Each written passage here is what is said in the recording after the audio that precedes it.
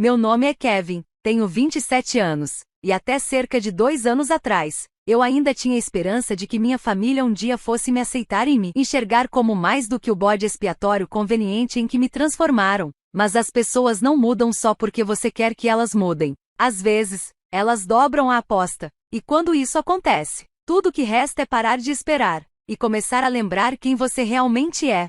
Cresci como o mais velho de 3 irmãos. Depois vieram a Raquel, a filha de ouro, e o Eric, o passageiro acidental, jovem demais para ter qualquer importância nas disputas familiares. Por fora, provavelmente parecíamos próximos. Fotos em família nas férias, comentários educados no Facebook, aquela fachada digital de sempre. Mas, nos bastidores, eu era o único que ficava para limpar a bagunça de todo mundo.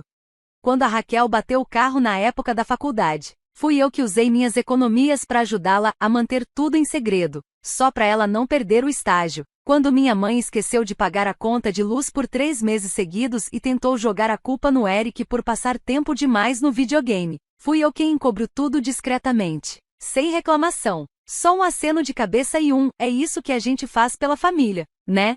E assim fui levando, por anos, cada favor, cada centavo, cada desgaste emocional, tudo eu dei, sem resistência. Pensava que, talvez, só talvez, se eu continuasse fazendo minha parte, eles acabariam me vendo como alguém de quem pudessem se orgulhar. Essa ilusão se desfez em novembro passado, num dia que deveria ter sido comum. Raquel tinha acabado de ficar noiva do Brandon, seu namorado de longa data. A gente nunca foi próximo, mas ele sempre me pareceu aquele tipo de cara inofensivo e meio sem graça. Usava sapato náutico no dia de ação de graças e soltava frases do tipo: "Essa lasanha tá divina, senhora." Ainda assim, fiquei genuinamente feliz por ela. Achei que talvez fosse o momento de virarmos a página. Mandei uma mensagem parabenizando. Me ofereci para ajudar com o que fosse preciso. Até disse que pagaria a lua de mel como presente de casamento. Ela respondeu com um obrigada meio morno, e eu nem dei muita bola. Até que, 2 semanas atrás, recebi uma ligação da minha mãe enquanto terminava o trabalho. Até hoje não sei se ela deixou o veneno escapar de propósito ou se simplesmente não se importou que eu ouvisse. Nem pense em aparecer no casamento. Foi assim que ela começou. Antes mesmo de eu conseguir dizer, alô, a Raquel finalmente vai ter o dia perfeito que ela merece. E não vamos deixar você estragar isso. Fiquei em silêncio por um momento, tentando entender do que ela estava falando. Eu não tinha planos de discursar ou chamar atenção. Só queria estar lá, bater palmas nas horas certas, dar uns abraços. Sabe, estragar como? Exatamente? Perguntei, devagar. A voz dela mudou pro tom doce e melado que ela sempre usava quando ia dizer algo cruel disfarçado de preocupação. Kevin, você nunca teve exatamente o visual que a gente esperava, né? Você sabe disso. Sempre se veste como se fosse para uma entrevista de emprego e não das boas. E a maneira como você fica ali, parado, desanima. A Raquel não quer você nas fotos. Ela me pediu para entender e, sinceramente, eu entendi, mas, por um momento, fiquei sem ar. Meus ouvidos zumbiam. Todos os anos em que me esforcei por eles, todo apoio, cada tentativa de fazer parte, e agora me diziam que eu não era nem digno de estar no casamento, que só por existir, mesmo quieto no fundo, eu atrapalhava a imagem perfeita da família deles. E aí eu ouvi a voz da Raquel ao fundo, leve, indiferente, rindo como se tudo aquilo fosse só uma piada interna. Mas fala pra ele que pode mandar um presente. Ela gritou, ele ainda serve pra isso. Eu não levantei a voz, não gritei, nem me defendi, só sorri, aquele mesmo sorriso que eu dava pro meu chefe quando ele tentava me empurrar o trabalho dele, aquele que diz, você não faz ideia do que eu estou prestes a fazer. Claro, eu disse, com o tom mais leve do mundo, eu entendo. Ela desligou sem dizer mais nada. Abri o notebook, entrei na conta conjunta que eu mesmo criei para custear a lua de mel, e reverti a transferência. $4.200 de volta pro meu bolso em 5 segundos. Tirei um print da reversão e mandei por mensagem para minha mãe com uma legenda simples. Não gostaria de estragar nada. Nenhuma resposta, mas eu sei que ela viu. Ela sempre lê as mensagens com obsessão. Agora vem a parte que eles realmente não sabem. No ano passado, investi discretamente em uma rede de empresas de médio porte que estavam lutando para se manter de pé depois da pandemia. Uma delas, O exato local que a Raquel vivia se gabando de ter reservado no Instagram, o Lake Viewridge, aquele com o grande gazebo branco e o cardápio de brunch superfaturado. Na hora que reconheci o lugar no post dela, fui direto conferir meus e-mails. E sim, estava no nosso portfólio. Eu não só era sócio parcial do lugar, como também tinha poder de decisão final sobre todos os eventos de grande porte realizados lá, incluindo, por exemplo, casamentos. Minha primeira reação foi simples: cancelar tudo, cortar pela raiz, mas parecia fácil demais, rápido demais. Eles não sentiriam de verdade, não aprenderiam nada. Então decidi esperar. Queria que se envolvessem mais, que postassem as contagens regressivas, que fizessem provas de vestido, que brigassem por causa do mapa de assentos. Queria que rissem de mim pelas costas mais algumas vezes. Então, discretamente, fiz algumas ligações pro coordenador de eventos do Lake Viewridge. Pedi para ser notificado caso surgisse qualquer problema com a reserva do casamento dos Carson. Revisei o contrato, e posso te dizer, é a prova de falhas, com exceção de uma pequena cláusula escondida nas letras miúdas. O pagamento integral deve ser feito até 10 dias antes do evento. Se não for, a reserva é considerada perdida. Não adiada, não remarcada, perdida. O casamento é em 12 dias. Até esta manhã, o pagamento final ainda não foi feito. Eu não preciso fazer nada. Só esperar. Observar. Deixar que continuem me tratando como uma nota de rodapé, como um incômodo que não deveria sair nas fotos. Deixem que continuem sorrindo para a câmera, completamente alheios ao fato de que o chão onde estão pisando foi construído justamente por quem eles consideraram indigno de estar ao lado deles. É impressionante como as pessoas esquecem rápido de onde vem o dinheiro, quando ele deixa de ser entregue em silêncio. Não ouvi uma única palavra da Raquel ou da minha mãe desde aquele telefonema. Nenhum, talvez você possa ir ao jantar de ensaio, como sinal de paz. Nada. Só silêncio e presunção. Mas é isso sobre o silêncio, ele te dá espaço para ouvir, bem alto, tudo o que eles nunca dizem. Passei os dias seguintes fazendo algo que eu não fazia havia muito tempo, vivendo minha vida sem eles. Voltei para a academia, limpei meu apartamento, saí para jantar. Pela primeira vez em anos, meu telefone não estava explodindo com pedidos de ajuda, de favores, de transferências urgentes de dinheiro. Estava em paz, um tipo de silêncio que não assusta aquele que parece merecido. Tipo a calmaria antes de uma tempestade cuidadosamente orquestrada. Mas então, 5 dias antes do casamento, recebi uma notificação da Amy, a coordenadora do Lake Viewridge. Ela trabalha lá há anos e já viu mais dramas de família do que muito terapeuta por aí. Inteligente, tranquila e observadora até demais. A mensagem dela foi curta, polida, mas o subtexto era claro como cristal. Oi, Kevin, só para te atualizar, o grupo Carson ainda não enviou o pagamento final. Já mandei 2 lembretes, mas sem resposta. Me avisa como você quer proceder, já que o prazo tá se aproximando. Liguei de volta para ela naquela mesma tarde. Conversei com calma, mantendo tudo bem profissional. Se o pagamento não for feito dentro do prazo, consideramos a reserva cancelada. É a política da casa. Só seguir o contrato. Amy hesitou do outro lado da linha. Tem certeza? Digo, eles estão realmente apostando tudo nesse evento. Tem uns 15 fornecedores confirmados, um quarteto de cordas ao vivo, e ouvi um boato de que vão soltar pombas durante os votos. Sorri de leve. Pombas? Chique.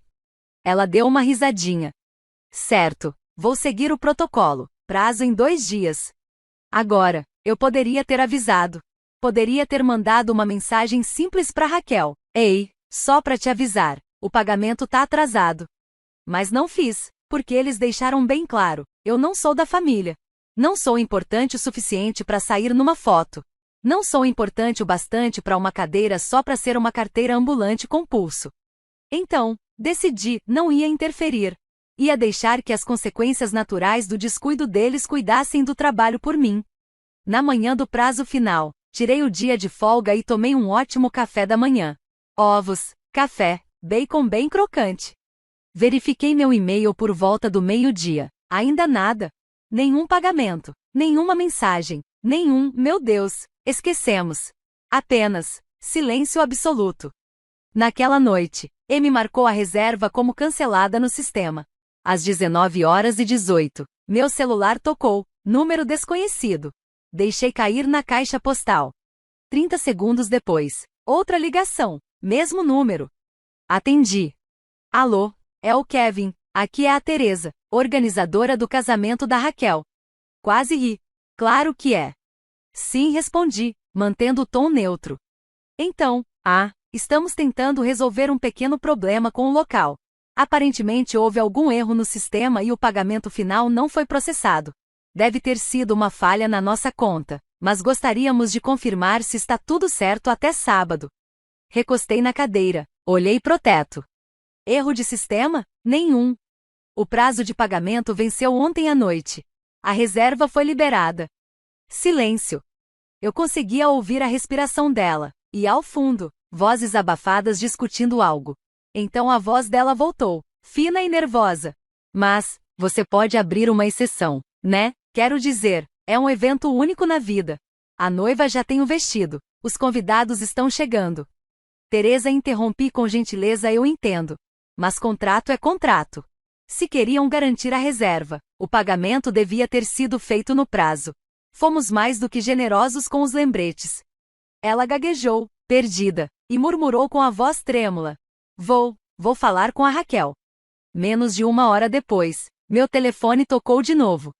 Dessa vez foi mãe, Kevin, sem cumprimento, sem rodeios. O que tá acontecendo com o local? A Raquel tá em prantos. Disseram que a reserva foi cancelada por sua causa. Levantei uma sobrancelha. Eu não cancelei nada, o prazo venceu. Você conhecia o coordenador. Sabia o que ia acontecer e não disse nada. Você deixou isso acontecer? Eu deixei o que acontecer? Você quer dizer que eu não intervi de novo para consertar mais um erro de vocês? Silêncio, um momento de pausa. E então, a voz dela veio fria, cortante. Você realmente odeia tanto assim sua irmã? Não respondi devagar. Eu só finalmente decidi parar de deixar vocês me tratarem como se eu fosse descartável. Você disse que eu estragaria as fotos. Então eu fiz exatamente isso, saí de cena. Você sempre faz tudo girar em torno de você. Ela cuspiu. Não repeti, mais baixa agora. Você fez isso sobre mim no momento em que decidiu que eu não merecia nenhuma cadeira no seu casamento perfeito. Eu só tô seguindo seu exemplo. Ela desligou, sem mais nenhuma palavra. Mais tarde naquela noite, recebi uma mensagem da Raquel. Sem oi, sem emoji, só isso. Sério que você não podia ter nos avisado? Segundos depois. Nossa, que homenzinho amargurado. Eu não respondi, não precisava. Por quê? A partir dali, o jogo estava completamente nas minhas mãos. O local? Sumiu. O casamento dos sonhos deles agora não tinha mais chão. Os fornecedores estavam pulando fora. As pombas, ainda enjauladas. E eles ainda não tinham a menor ideia da profundidade desse buraco. Achavam que o pior já tinha passado. Mal sabiam eles, eu ainda nem tinha começado de verdade. Na manhã seguinte, acordei com uma dúzia de mensagens novas e 3 chamadas perdidas. 2 da Raquel, uma do Brandon. Os textos, um desfile de culpa disfarçada de moralismo. Isso ainda é família, Kevin. Não importa o que tenha acontecido.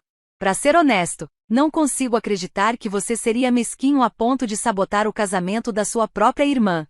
Li tudo enquanto tomava meu café calmamente. Rolei a tela, sem reagir. Eles não sabiam nem da metade. Veja bem, Raquel e Brandon passaram o último ano vendendo esse casamento como se fosse um grande evento real. Fotos de noivado dignas de revista. Um site personalizado com contagem regressiva. Uma paleta de cores com 4 tons diferentes de champanhe suave. Lakeville Ridge não era só o local do casamento. Era o cenário de toda a marca. Estava em cada post do Instagram. No topo de cada quadro de inspiração no Pinterest. E agora? Agora era só uma lembrança bonita de um lugar que eles nunca conseguiram pagar. Até os envelopes de RSVP tinham uma aquarela de um mirante. Era uma fantasia meticulosamente planejada e construída com dinheiro emprestado e com a generosidade dos outros, inclusive a minha. Eles não contaram pra ninguém que eu estava pagando pela lua de mel. Pegaram o dinheiro, sorriram para o Instagram e fingiram que aquilo tudo foi um presente mágico do Brandon, como se ele tivesse tirado aquilo do bolso como um truque de mágica. E o mais cruel? Eu estava orgulhoso. De verdade. Eu queria que eles tivessem um começo bonito. Mas, aparentemente, o irmão feio não combinava com a paleta de tons champanhe. Agora, faltando 4 dias, o tempo estava correndo. Eles estavam desesperados tentando encontrar um novo local. E eu sabia exatamente como era esse processo por dentro. Não existia nada decente disponível com tão pouco prazo, muito menos algo que comportasse todos os convidados. Mesmo que conseguissem um substituto, tudo dos arranjos florais à disposição da cerimônia teria que ser refeito do zero. E o mais irônico? Eles passaram meses se gabando do pacote personalizado que fecharam no Lakeview Ridge. O que eles não sabiam é que Amy, a coordenadora, só deu aquele valor especial porque eu pedi. Foi um presente silencioso, para não deixar ninguém desconfortável. Agora que a reserva foi cancelada, aquela tarifa sumiu. Se quiserem remarcar, vai custar o dobro se é que vão ser aceitos de volta. Recebi outra ligação naquela tarde. Brandon, dessa vez. Oi, Kevin, olha, eu sei que teve uma tensão aí, mas eu queria esclarecer as coisas. Fiquei em silêncio, deixei ele se contorcer um pouco. Ele pigarreou. Então, a Raquel tá muito abalada. Esse casamento significa muito pra ela, pra nós dois. Tenho certeza que dá pra resolver, né? Tipo, você tem contato lá. Podia mexer uns pauzinhos, dar um jeito. Brandon, falei, com calma. Você sabia que fui eu quem pagou pela sua lua de mel? Silêncio, por um segundo. O quê? A lua de mel? Aquela do resort? Com a vila e o chefe particular? Essa mesma. $4.200. Enviei o pagamento há 2 meses. Eu não sabia. Claro que não respondi. Porque a sua noiva não quis que você soubesse. Ela disse que eu ia estragar as fotos, que não me queria lá. Então eu tirei de volta a lua de mel. E agora você está me pedindo para intervir e salvar o casamento? Outra pausa. Imaginei ele ali, sentado, olhando pro nada como uma criança percebendo que esqueceu de fazer o dever de casa. Não tô tentando tomar partido, ele disse, com a voz mais baixa. Mas acho que você não entende o quanto a Raquel tá estressada. Esse é o dia dela. Quase ri.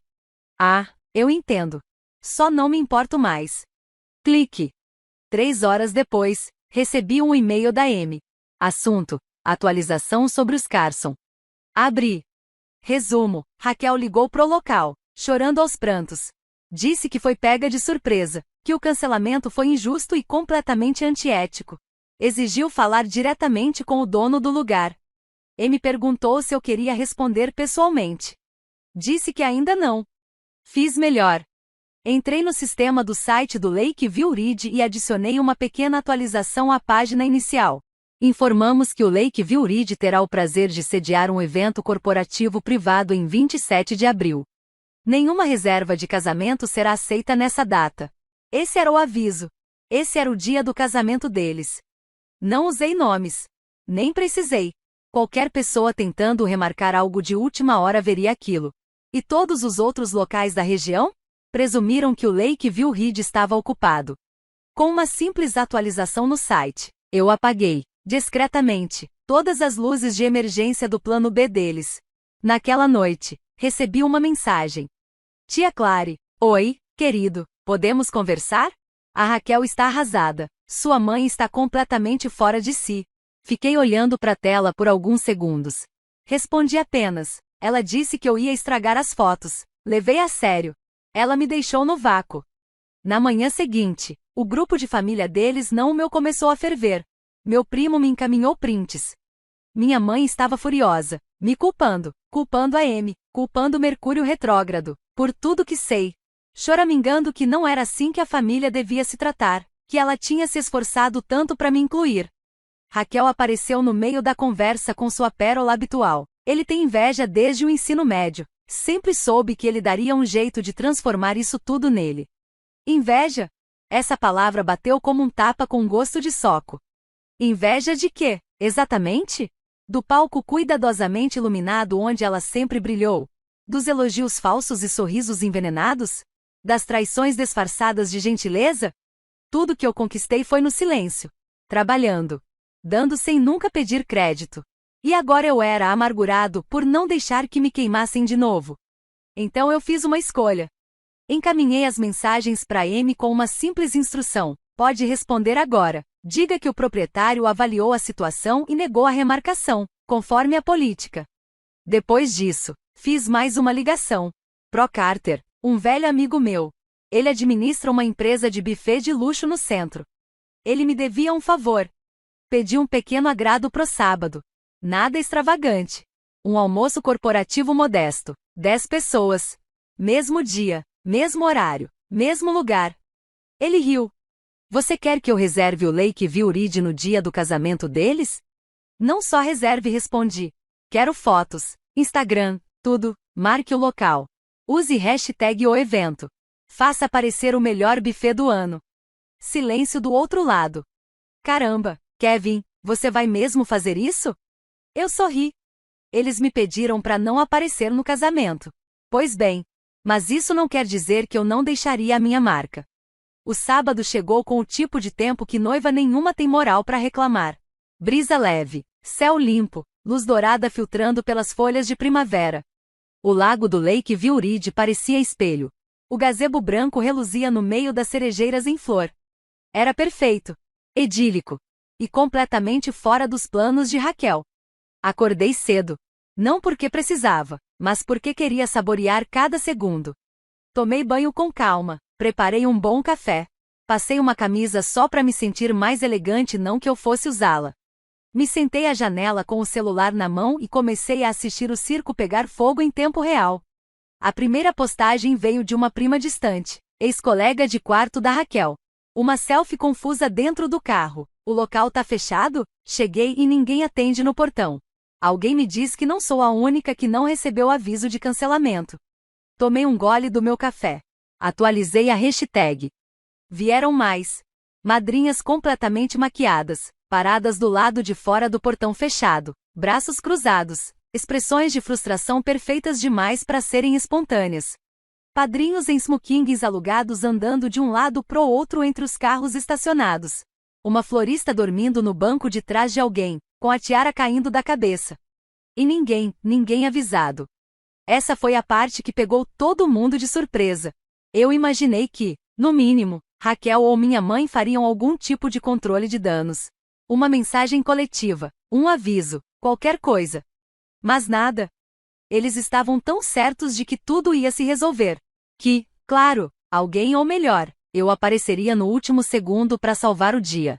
Sem precisar de um obrigado, sem precisar de um aviso sequer aos convidados. O senso de direito deles virou paralisia pura. E então veio a postagem que me fez gargalhar. O Lakeview Ridge teve o prazer de oferecer hoje um almoço encantador à beira do lago para uma equipe muito especial. Nada como um pouco de sol, ar fresco de primavera e boa comida para celebrar os grandes ventos. Hashtag evento privado, hashtag lotado, hashtag luxo corporativo. 3 mesas longas com toalhas de linho branco. Garçons de colete preto. Uma pirâmide de taças de champanhe. Lá no fundo, quase imperceptível, mas inconfundível, estava o arco floral encomendado por Raquel. Agora, era a mesa de sobremesas do nosso almoço. A plaquinha que ela mandou fazer por uma artista no Etsy para sempre começa aqui foi virada ao contrário e reescrita pela equipe do Carter. O sucesso começa aqui. Eu daria tudo para ver a cara dela nesse momento. Por volta do meio-dia, recebi uma ligação da Amy. Atendi na hora. Kevin, disse ela, tentando conter o riso, temos convidados tentando escalar o portão lateral. Eu ri alto. Por favor, me diz que é brincadeira. Não é. Um dos padrinhos jura que conhece alguém aqui dentro. Disse para eles que o local está reservado para um evento privado e que a segurança já foi avisada. Eles trouxeram as pombas. O quê? Sim, 2 tratadores e uma caixa. Estão sentados na calçada, parecendo que foram largados no meio de um filme errado. Eu ri de novo, dessa vez mais devagar. Você foi incrível, Amy, de verdade, te devo essa. Não me deve nada, ela respondeu. Esse foi o melhor turno de sábado que já tive em anos. Às 14h41, aconteceu o inevitável. Minha mãe ligou. Deixei tocar. Depois, Raquel. Depois, Brandon. Depois, minha tia. Não atendi ninguém. Em vez disso, abri o grupo de mensagens. Aquele mesmo em que eu ainda estava, mesmo que ninguém me marcasse há meses. Digitei apenas 2 palavras. De nada. E saí do grupo. Naquela noite, soube do Eric, meu irmão mais novo. O único da família que sempre me tratou como gente. Ele não foi ao casamento. Ele me ligou no mesmo dia em que saquei o dinheiro da lua de mel. Se eles vão agir como se você não existisse, eu não vou fingir que eles são santos, ele disse. Ele não levantou a voz. Não falou com raiva. Mas dava para sentir ele também estava de saco cheio. No fim da noite, chegou a mensagem dele. Vi as postagens. Nem sei o que dizer, mas tô orgulhoso de você. Eles precisavam ser humilhados. Ligo amanhã. Pela primeira vez, eu senti. Não só orgulho. Não só alívio. Encerramento. Porque é o seguinte, pessoas como a Raquel, como a minha mãe, constroem um mundo delas com base em aparência. Na estética. Nos mapas de assentos. Nos ajustes de vestido. Nas histórias que vão contar com uma taça de espumante na mão, daqui a 5 anos. O que eu tirei delas não foi só um casamento. Foi uma ilusão. Ninguém vai lembrar do quão deslumbrante era o vestido. Mas vão lembrar de estar em pé, do lado de fora de um portão trancado, de salto alto, por 2 horas. Das pombas que nunca chegaram a voar. Do brunch servido para uma equipe corporativa, enquanto os convidados do casamento esperavam no estacionamento. Das perguntas sussurradas. Eles não pagaram o lugar? Não teve ninguém para ajudar? Mais cedo ou mais tarde, alguém vai dizer talvez com cuidado, talvez não que, talvez Raquel não tenha sido a vítima. Talvez o irmão que ela tentou apagar simplesmente tenha dito, chega. 2 dias depois, minha mãe apareceu na minha porta. Ela não tocou a campainha. Ela bateu. Esperei 1 minuto antes de abrir. Devagar. Ela estava acabada. O rímel seco marcando os vincos abaixo dos olhos. O blazer amarrotado. O corpo curvado. Mas a voz ainda afiada como sempre. Você acha que provou alguma coisa? Não respondi, calmo. Eu sei que provei. Você humilhou a sua irmã. Fiquei em silêncio por um bom tempo, olhando direto para ela. Ela me humilhou. Você também. Por anos. Você achou que eu ia continuar aguentando. Que eu sempre apareceria, limpando a bagunça, engolindo tudo em silêncio. Não mais. Ela deu um passo à frente, como se fosse dizer mais. Como se estivesse com um discurso ensaiado na ponta da língua. Mas eu não dei espaço. Eu comprei o local. Paguei pela lua de mel. Segurei essa família quando ninguém mais quis. E vocês me apagaram por causa da imagem. Pois agora quem foi apagado foram vocês. Ela ficou ali, tremendo. Mas não disse nada. Mais nada. Então eu completei. Pode dizer a Raquel que não estou bravo. Estou livre. É um presente melhor do que qualquer coisa daquela lista de casamento. Fechei a porta. 1 mês se passou. Depois 2. Nunca mais ouvi falar deles. Hoje, o Eric e eu jantamos juntos 2 vezes por semana. Falamos sobre trabalho, sobre a vida. Às vezes até damos risada do desastre de casamento mais épico do ano. Recebi algumas mensagens maliciosas de pessoas que estavam lá. Aquelas indiretas óbvias, meio parabéns, meio silêncio. E isso já foi o suficiente. Eu não precisava de palmas. Nem de plateia. Eu tinha paz. Eu tinha poder. Pela primeira vez em anos. Eu tinha uma família que eu escolhi. Não aquela que tentou me deletar do próprio teatro perfeito. Aí, fui até a estante. Peguei o porta-retrato. E queimei.